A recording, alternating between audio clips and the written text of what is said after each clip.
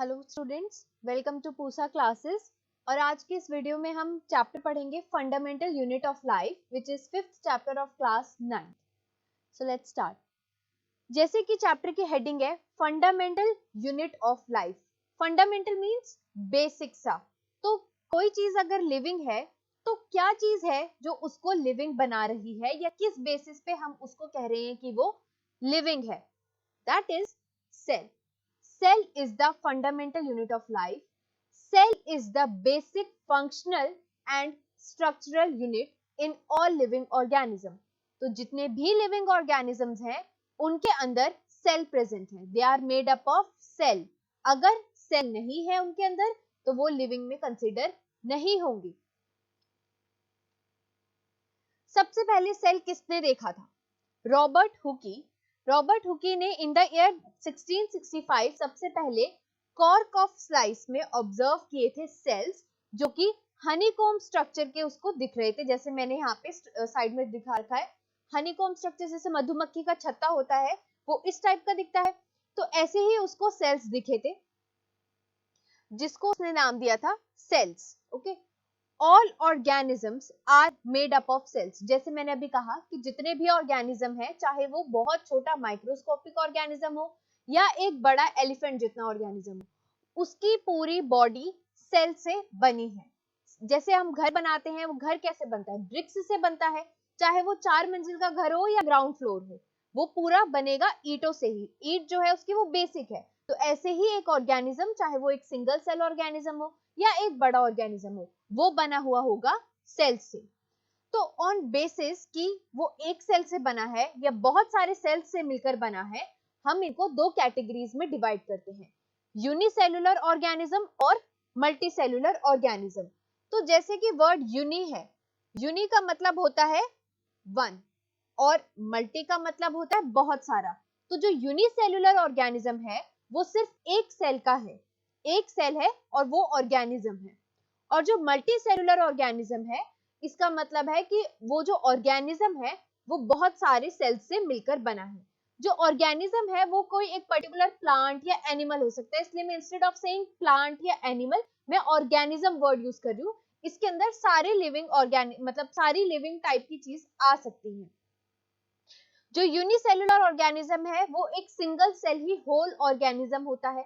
मतलब कि वो एक सिंगल सेल अपने सारे काम कर सकता है जो एक मल्टी सेलुलर ऑर्गेनिज्म जो है परफॉर्म कर रहा है।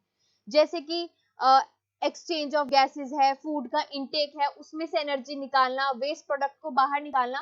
तो यूनिसेलुलर ऑर्गेनिज्म के अंदर ये सारे के सारे काम एक सिंगल सेल के अंदर हो जाते हैं।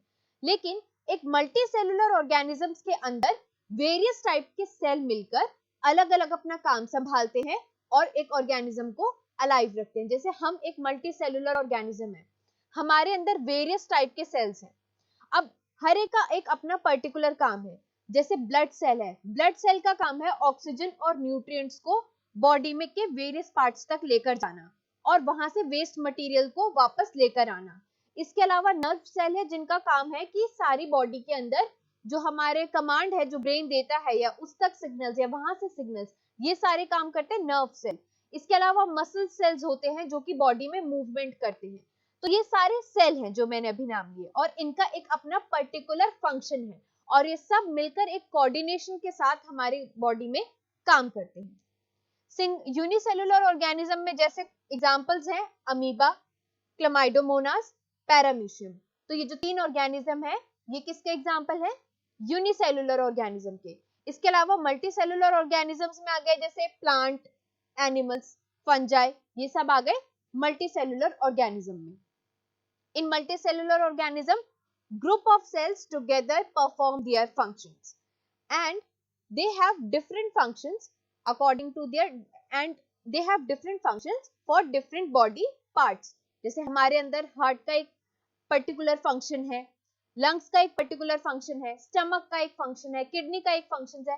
तो ये वेरियस टाइप के सेल्स मिलकर अपना एक अलग फंक्शन परफॉर्म कर रही हैं। Okay, and in unicellular case as I've already said that all functions are performed within single cell।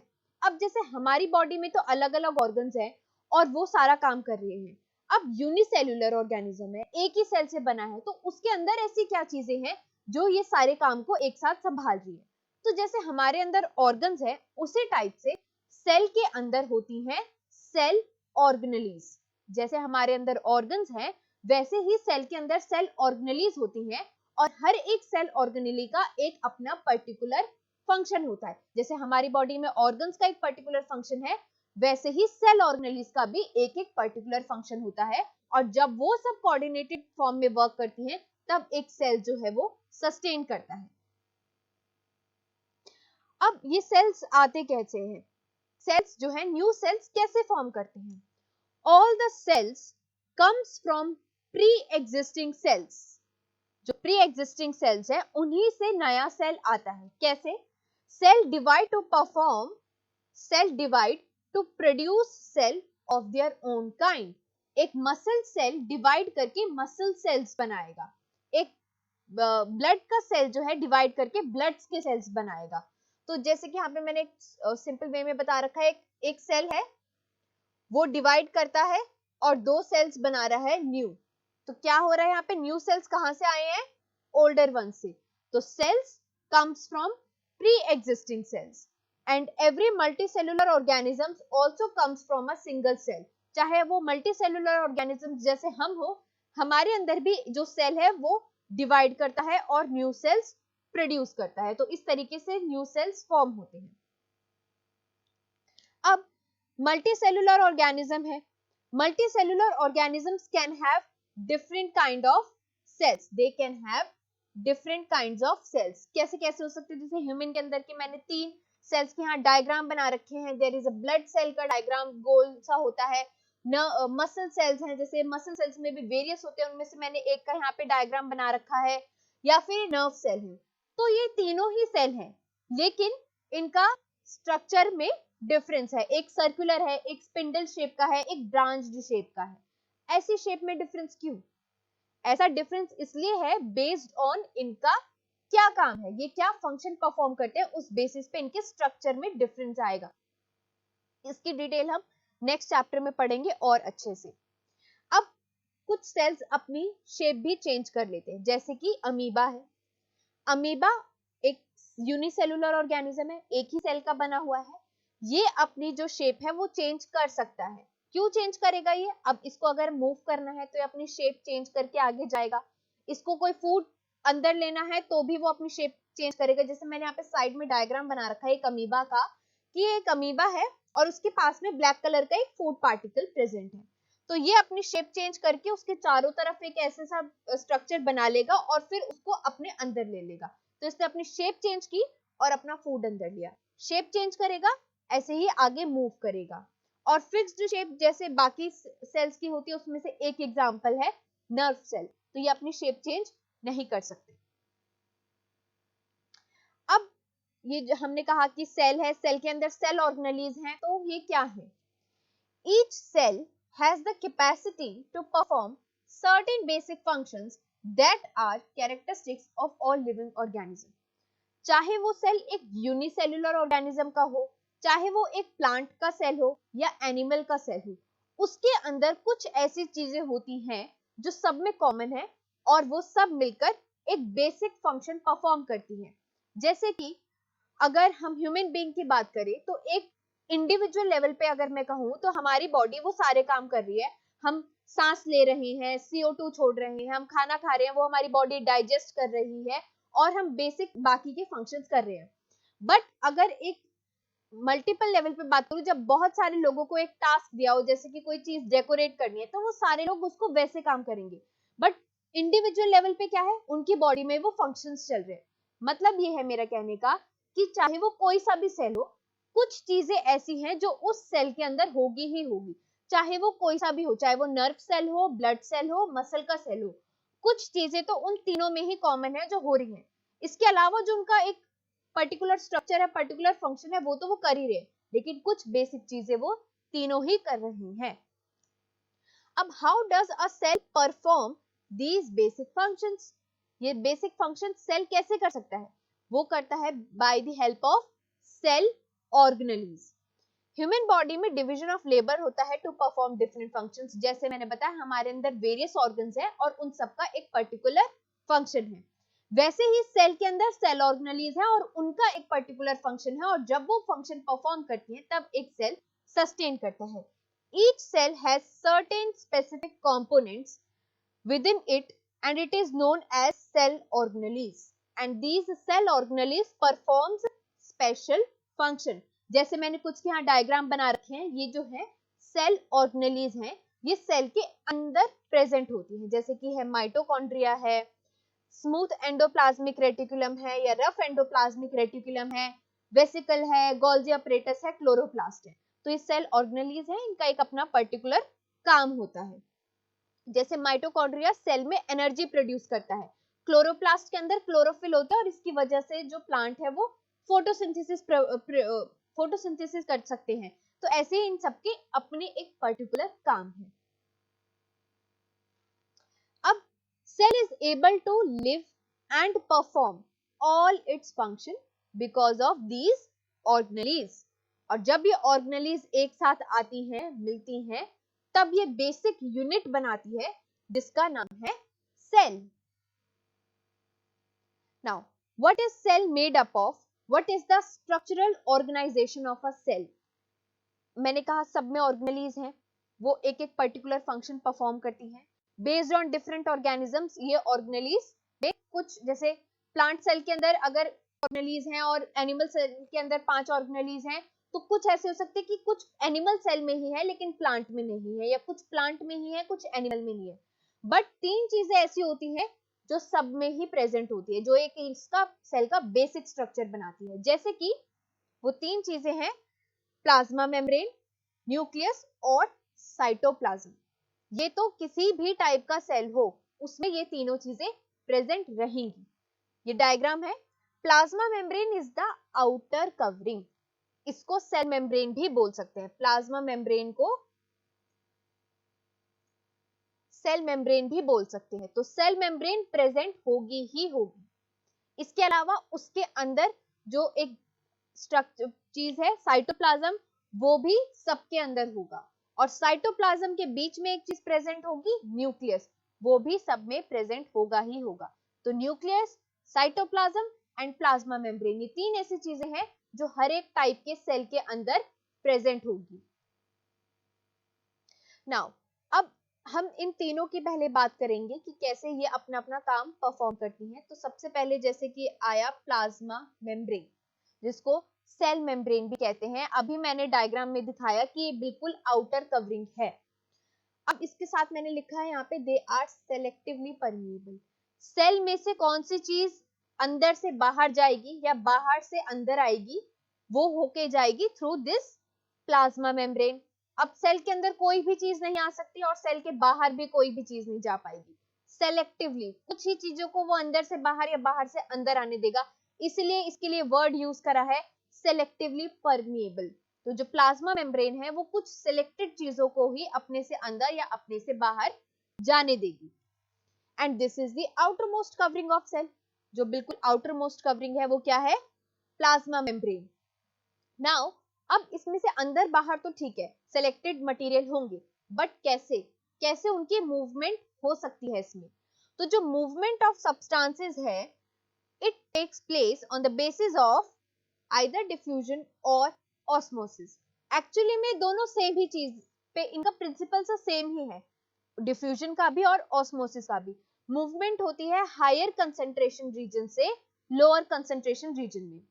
जो डिफ्यूजन है वो गैसेस के लिए वर्ड यूज होगा और ऑस्मोसिस मींस वाटर।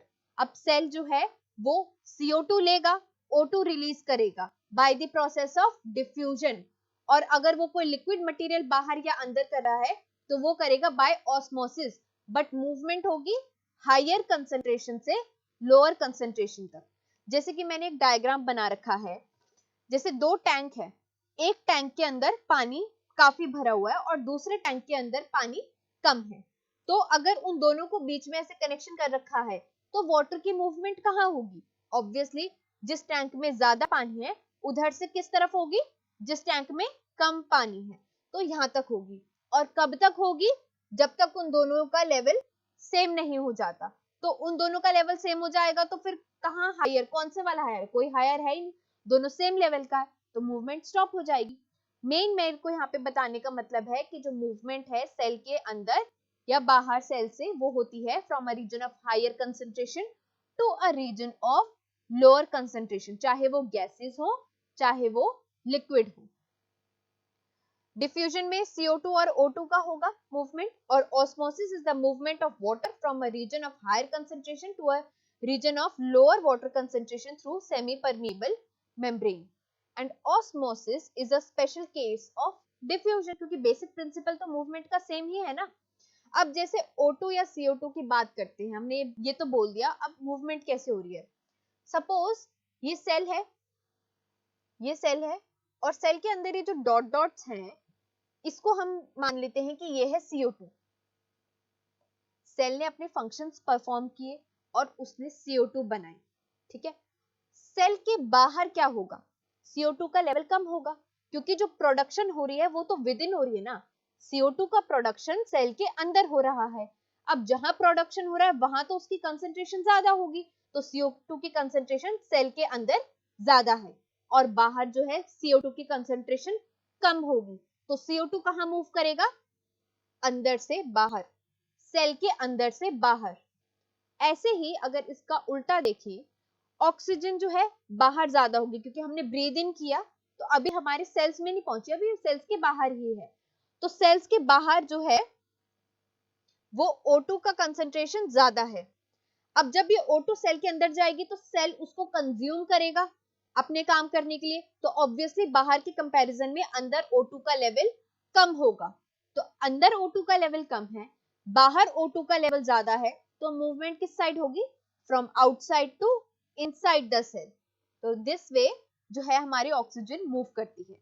तो इस तरीके से प्लाज्मा मेम्ब्रेन के अंदर, प्लाज्मा मेम्ब्रेन के थ्रू कैसे मूवमेंट होती है वो हमने देख लिया। अब बुक के अंदर 3 चीजें हैं कि अगर हम एक सेल को वाटर या सॉल्ट के एक सोल्यूशन में डालें तो सेल किस तरीके से रिएक्ट करेगा। 3 सॉल्यूशंस दिए हुए हैं, हाइपोटोनिक, हाइपरटोनिक और isotonic. Let's talk about first hypotonic solution. मैंने एक डायग्राम बना रखा है, उससे समझने की कोशिश करते हैं। ये हमारा डायग्राम है, इसके अंदर एक सेल है, उसका ऐसा सा साइज है, ठीक है। तो तीनों में जो ये है, ये है, ये है, इसमें सेल का साइज सेम है। अब फर्स्ट कंडीशन में क्या है कि जो ये ऑरेंज ऑरेंज है, ये क्या है, पार्टिकल्स हैं। तो जिस चीज में हमने उसको डाल रखा है, सेल को, एक सोल्यूशन है, उसमें हमने सेल को डाल दिया। जो सोल्यूशन है अगर उसमें बाहर पार्टिकल्स क्या है, कम कंसंट्रेटेड है, या मींस वो ज्यादा डाइल्यूटेड है, तो कहां से कहां मूवमेंट होगी, बाहर से अंदर। मतलब जैसे डायग्राम को देखिए तो बाहर ज्यादा डॉट्स हैं और अंदर कम डॉट्स हैं, तो मूवमेंट कहां होगी, बाहर से अंदर, जैसे रेड एरो से बना रखा है, बाहर से अंदर। क्योंकि मैंने अभी कहा मूवमेंट होती है हायर कंसेंट्रेशन से लोअर कंसेंट्रेशन पे, बाहर ज्यादा पार्टिकल्स हैं, उनकी कंसेंट्रेशन बाहर ज्यादा है, तो वो मूव करेंगे इनसाइड में। तो जब वो मूव करेंगे इनसाइड में, कब तक मूव करेंगे, जब तक उन दोनों पार्टिकल्स का नंबर सेम नहीं हो जाता, जैसे इधर 40 हो गया, इधर 40 हो गया, तो तब वो है एक तरह से स्टेबल हो जाएगा। अब अंदर पहले तो कम थे, बाहर ज्यादा था, बाहर से आ गया अंदर, तो वो क्या हो गया, स्वेल अप हो गया। डायग्राम से दिख रहा है कि पहले वो ऐसा था, पार्टिकल्स बाहर ज्यादा थे, बट जब वो अंदर आ गए तो वो स्वेल अप हो गया। नाउ अगर पार्टिकल्स जो है सेल के अंदर, पार्टिकल्स है, सेकंड केस है, इसमें क्या है, सेल के अंदर पार्टिकल्स ज्यादा हैं और बाहर पार्टिकल्स कम है, तो मूवमेंट कहां होगी, अंदर से बाहर, अंदर से बाहर मूवमेंट होगी। और उससे क्या होगा, सेल श्रिंक कर जाएगा, जो उसका ओरिजिनल साइज था उसमें से अगर कोई चीज निकल के चली जाएगी बाहर तो वो ऑब्वियसली श्रिंक हो जाएगा, तो इस केस में ये हो गया श्रिंक। अब थर्ड केस में अगर जितने अंदर पार्टिकल्स हैं उतने ही अगर पार्टिकल्स बाहर होंगे तो मूवमेंट क्या होगी, सेम होगी। अगर 4 पार्टिकल्स अंदर आ रहे हैं तो 4 पार्टिकल्स ही बाहर जाएंगे, तो इस केस में जो सेल का साइज है वो सेम रहेगा। तो ये तीनों जो केसेस हैं ये किस किस के हैं, जो फर्स्ट केसेस है वो है हाइपोटोनिक सॉल्यूशन का, सेकंड केस है हाइपरटोनिक सॉल्यूशन का, और थर्ड केस है आइसोटोनिक सॉल्यूशन का। हाइपोटोनिक सॉल्यूशन में सेल क्या हो जाता है, स्वेल अप हो जाता है। क्यों? क्योंकि आउटसाइड सेल में वाटर की कंसंट्रेशन ज्यादा है, वाटर के पार्टिकल्स आउटसाइड मीडियम में ज्यादा है इन कंपैरिजन टू सेल, इसलिए मूवमेंट हुई है बाहर से अंदर, तो वो स्वेल हो गया है। हाइपरटोनिक में क्या है, सेल श्रिंक कर जाएगा, क्योंकि आउटसाइड सेल के अंदर वाटर की कंसंट्रेशन कम है, तो सेल का जो अंदर अपना खुद का वाटर है वो बाहर की तरफ मूव करेगा, वो श्रिंक कर जाएगा। और आइसोटोनिक सॉल्यूशन के केस में उसका साइज सेम रहेगा, क्योंकि जो मीडियम की आउटसाइड सेल कंसंट्रेशन है वो इनसाइड सेल कंसंट्रेशन के सेम ही है, तो नंबर ऑफ पार्टिकल्स जो टू एंड फ्रो अंदर और बाहर जाएंगे वो सेम होगा।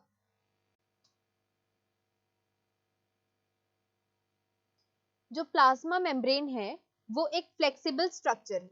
प्लाज्मा मेम्ब्रेन इज फ्लेक्सिबल क्योंकि उसमें अंदर से बाहर मूवमेंट होती चीजों की, जो सेल है वो स्वेल अप भी कर रहा है, श्रिंक भी कर रहा है, तो अगर फ्लेक्सिबल होगा तो वो कर पाएगा। सो plasma membrane is a flexible structure, and क्योंकि ये फ्लेक्सिबल है तो एक ऑर्गेनिज्म फूड इनगल्फ भी कर सकता है, एक बड़ा पार्टिकल भी इनगल्फ कर सकता है। प्लाज्मा मेम्ब्रेन किससे बनी है? It is made up of lipids and proteins. Plasma membrane is made up of lipids and proteins. Engulf in food and other particles from outside to inside is known as endocytosis. अब एक word आ गया कि किसी भी food particle को अगर हमें बाहर से अंदर एनगल्फ करना है सेल को, तो उस प्रोसेस को क्या बोलेंगे?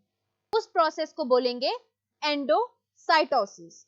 अमीबा एंडोसाइटोसिस से की प्रोसेस करके अपना फूड पार्टिकल अंदर लेता है। अब एंडोसाइटोसिस है क्या? एंडोसाइटोसिस अभी मैंने बोला फूड पार्टिकल बाहर से अंदर लेना। अब इसमें भी दो चीजें हो सकती हैं, दो वेराइटीज हैं, फेगोसाइटोसिस और पिनोसाइटोसिस। फेगोसाइटोसिस को हम कहते हैं eating up by the cell, और pinocytosis is drinking up by the cells. तो अगर सेल खा रहा है तो उसको बोलेंगे फेगोसाइटोसिस, अगर सेल कोई चीज पी रहा है तो उसको बोलेंगे पिनोसाइटोसिस। पिनो मींस जैसे वाटर होता है ना, पानी, तो ये पिनोसाइटोसिस हो गया। अब क्या होता है इसके अंदर? ये एक सेल है, ये एक सेल मेम्ब्रेन है, this is the inside cytoplasm, this is the outside, और ये एक फूड पार्टिकल है ग्रीन कलर का। तो सेल मेम्ब्रेन उस फूड पार्टिकल के चारों तरफ अपने आप को आगे बढ़ाने लगती है, और उसके बाद वो उसको अपने अंदर लेने लगती है, फ्रॉम आउटसाइड टू इनसाइड, एक पिंच, एक स्ट्रक्चर सा बना लेती है, और वो स्ट्रक्चर फिर पिंच ऑफ होकर टूटकर अंदर चला जाता है इनसाइड द साइटोप्लाज्म। तो ये एक वेसिकल है, एक वेसल है, उसके अंदर हमारा फूड पार्टिकल है, ये प्लाज्मा मेम्ब्रेन है, ये आउटसाइड है, ये इनसाइड है। तो जब सेल कोई बड़ा फूड पार्टिकल अपने अंदर एनगल्फ करता है तो उसको बोलते हैं phagocytosis. It comes under endocytosis. वहीं अगर कुछ मॉलिक्यूल्स हैं, सेम तरीके से ही सेल जो है इसको भी अपने अंदर लेगा, इन मॉलिक्यूल्स को। साइटोप्लाज्म जो है, जो सेल मेम्ब्रेन है, वो उसके चारों तरफ आएगी, एक स्ट्रक्चर सा बनाएगी, वेसिकल सा, जब वो गोल बन जाएगा वो पिंच ऑफ होके साइटोप्लाज्म के अंदर चला जाएगा। तो इस तरीके से मॉलिक्यूल्स अंदर आए हैं, और इसको बोलते हैं हम pinocytosis, and it comes under endocytosis. तो इन दो तरीकों से सेल जो है बड़े पार्टिकल्स को बाहर से अंदर लेता है, by this process endocytosis. Now cell wall. Cell wall एक, जो हमेशा याद रखना है कि जो एनिमल सेल्स होते हैं उनके पास सेल वॉल नहीं होती, एनिमल सेल्स के पास सेल वॉल नहीं होती।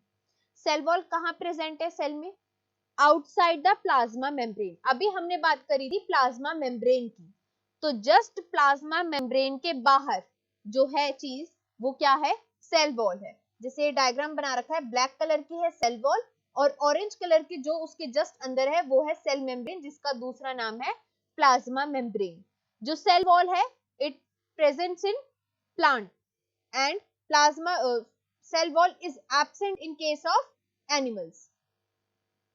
Cell wall is only present in plants, but cell membrane present in both plants as well as in case of animals.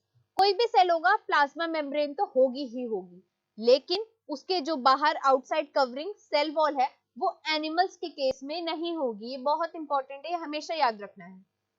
Cell wall होता क्या है? It is the additional outer covering. एक extra outer covering है ना, plasma membrane है outer covering, लेकिन ये एक और एडिशनल आउटर कवरिंग है प्लांट सेल के केस में। Cell wall is composed of cellulose. Plant cell के अंदर जो सेल वॉल होती है वो सेल्यूलोज से बनी हुई है, एंड इसकी वजह से प्लांट्स को, उसके स्ट्रक्चर को एक एक्स्ट्रा स्ट्रेंथ मिलती है, एक रिजिडिटी मिलती है, वो और स्ट्रॉन्ग हो जाता है, उसका जो सेल शेप है वो और अच्छे से बनी रहती है। अब जैसे एंडोसाइटोसिस पढ़ा था, इसी तरीके से एक और टर्म आई है यहाँ पे, plasmolysis. But endocytosis is different thing and plasmolysis is different thing. यहाँ पे प्लाज्मोलाइसिस क्या है? When living plant cell loses its water, shrinkage of the components of cell away from the cell wall। क्या है ये चीज? ये एक डायग्राम बना रखा है जिसमें मैंने प्लाज्मोलाइसिस शो कर रखा है। ब्लैक कलर से मैंने बनाई थी सेल वॉल, ऑरेंज कलर से मैंने बनाई थी सेल मेम्ब्रेन, इसके अंदर मैंने न्यूक्लियस दिखा रखा है और वैक्यूल दिखा रखा है। तो जब सेल के अंदर से वाटर बाहर जाएगा तो क्या होगा कि जो सेल के अंदर जो चीजें है ना वो श्रिंक करने लगेगी। तो ये जो प्लाज्मा मेम्ब्रेन है ये श्रिंक करके अंदर जा रही है, लेकिन जो सेल वॉल है वो वैसे के वैसे ही बनी हुई है। बस ये जो हमारी प्लाज्मा मेम्ब्रेन है वो श्रिंक कर रही है, अंदर की जो कंपोनेंट्स है जैसे वैक्यूल वो भी अंदर श्रिंक कर रहा है। एक और चीज होती है टर्जिडिटी। टर्जिडिटी क्या होती है? जैसे कि अगर मॉलिक्यूल्स बाहर से अंदर आ रहे हैं और सेल स्वेल कर रहा है, तब क्या होगा? जब सेल स्वेल करेगा तो यही प्लाज्मा मेम्ब्रेन जो इस केस के अंदर सिकुड़ रही है, यहाँ पे वो फैलने लगेगी और सेल वॉल जो है उस पर प्रेशर क्रिएट करेगी।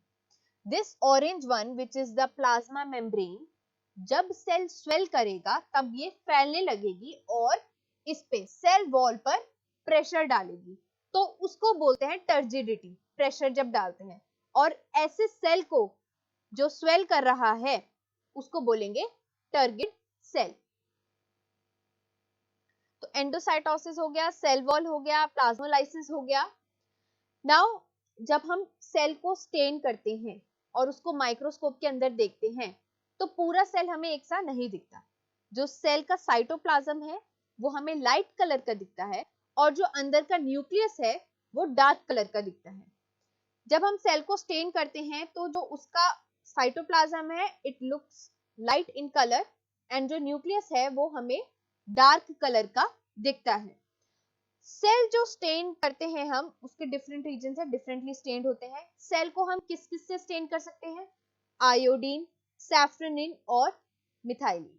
तो इन तीन से हम सेल को स्टेन कर सकते हैं और जो न्यूक्लियस होता है वो अलग दिखता है, साइटोप्लाज्म अलग दिखता है, based on the density of the components present inside the cell. Now nucleus which is a very important part of cell।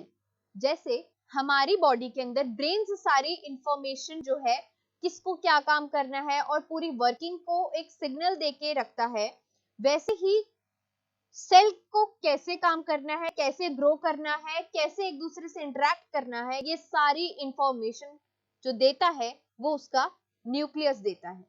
Nucleus के अंदर क्या चीज प्रेजेंट है? Genetic information. Genetic information nucleus के अंदर प्रेजेंट है। जेनेटिक इंफॉर्मेशन क्या है? वो जो हमारे पेरेंट्स से मिलती है। हमारे पेरेंट्स से हमें जो मिलती है वो जेनेटिक इंफॉर्मेशन जो कि न्यूक्लियस के अंदर होती है और उसी के बेसिस पे हमारी पूरी बॉडी जो है वो बनती है, उस इंफॉर्मेशन के बेसिस पे। अब न्यूक्लियस कैसा है? It is a double layer covering. जैसे सेल के आउटर कवरिंग है सेल मेम्ब्रेन, ऐसे ही न्यूक्लियस की भी कवरिंग होती है जिसको बोलते हैं न्यूक्लियर मेम्ब्रेन। और ये कितनी लेयर्स हैं? डबल लेयर है, so it is a double layer covering. Nuclear membrane has pores which transfer the material. इसमें भी जैसे प्लाज्मा मेम्ब्रेन्स पे पोर्स थे, ऐसे ही इस पे भी पोर्स हैं, जिससे कि मूवमेंट होती है न्यूक्लियस से सब्सटेंस की बाहर को साइटोप्लाज्म के अंदर।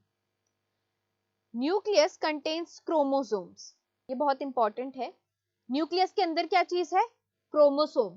क्रोमोसोम किससे बना है? डीएनए और प्रोटीन से।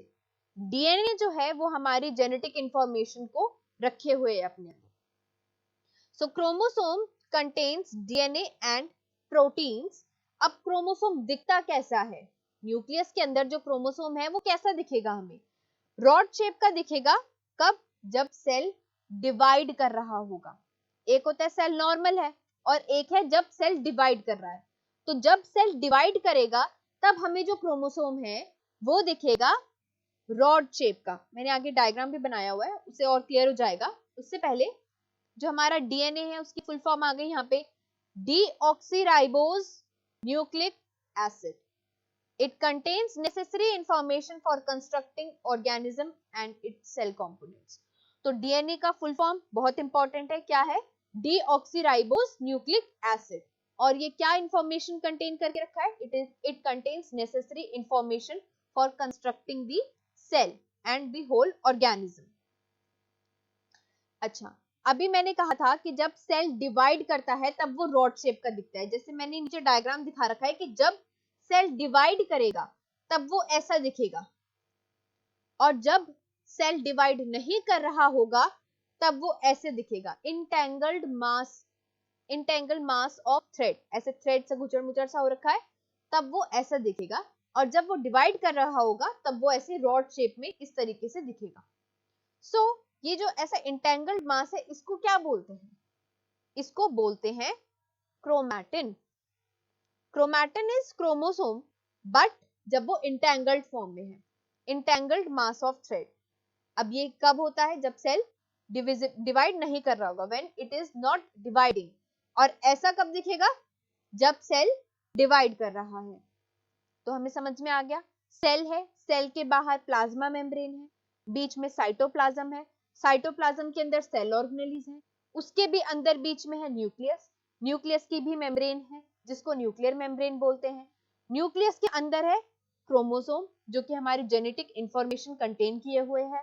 क्रोमोसोम किससे बना है? डीएनए से और प्रोटीन से। अगर सेल डिवाइड नहीं कर रहा तो ये क्रोमोसोम ऐसा एंटेंगल्ड मास ऑफ थ्रेड दिखेगा, बट जब सेल डिवाइड करने वाला होगा तब ये कैसा दिखेगा? रॉड शेप स्ट्रक्चर, जैसे यहाँ पे बनाया हुआ है। Now what are the functions of cell? Cell क्या करता है? Cellular reproduction. सेल डिवाइड करेगा, अपने जैसे रिप्रोड्यूस करेगा। Important role with environment. Cell किस तरीके से डेवलप करेगा, कैसे मैच्योर होगा, उसको इंफॉर्मेशन देना कि ऐसे मैच्योर होना है, ऐसे डेवलप होना है, वो सारी डायरेक्शंस जो है वो कौन देता है? Cell. Chemical activities of the cell, ये उसको इंफॉर्मेशन देती है। एग्जाम्पल, जैसे बैक्टीरिया है, उसके अंदर ये एक as a different question, important question है। बैक्टीरिया के अंदर न्यूक्लियर मेम्ब्रेन एब्सेंट होती है। अभी हमने बात करी पीछे कि न्यूक्लियस के चारों तरफ मेम्ब्रेन होती है, लेकिन इन केस ऑफ बैक्टीरिया और you can say in case of prokaryotes this is absent. Prokaryotic organism में न्यूक्लियर मेम्ब्रेन नहीं होती, तो तब जो हमारा न्यूक्लियस के अंदर का सामान है, जब उसके आसपास मेम्ब्रेन नहीं है तब हम उसको बोल देंगे nucleoid. Only nucleic acid is nucleoid. Undefined nuclear region, तो बैक्टीरिया का जो सेल है उसके अंदर न्यूक्लियर मेम्ब्रेन प्रेजेंट नहीं है। बैक्टीरियल सेल है, उसके अंदर जस्ट ऐसे ही हमारा जेनेटिक मटेरियल प्रेजेंट है। ये तो है न्यूक्लियस, बट ये क्या है? ये है न्यूक्लियोइड। जो यूकैरियोटिक ऑर्गेनिजम्स होते हैं उनके अंदर ये न्यूक्लियर मेम्ब्रेन प्रेजेंट होती है और साइटोप्लाज्मिक ऑर्गेनेलिज भी होती है। लेट्स जस्ट जनरली एक बार डिफरेंस देख लेते हैं प्रोकैरियोटिक और यूकैरियोटिक ऑर्गेनिजम्स के अंदर। जो प्रोकैरियोटिक ऑर्गेनिजम्स हैं उनके अंदर मेम्ब्रेन बाउंड न्यूक्लियस है, मेम्ब्रेन बाउंड न्यूक्लियस नहीं है, और यूकैरियोटिक के केस में इट इज प्रेजेंट।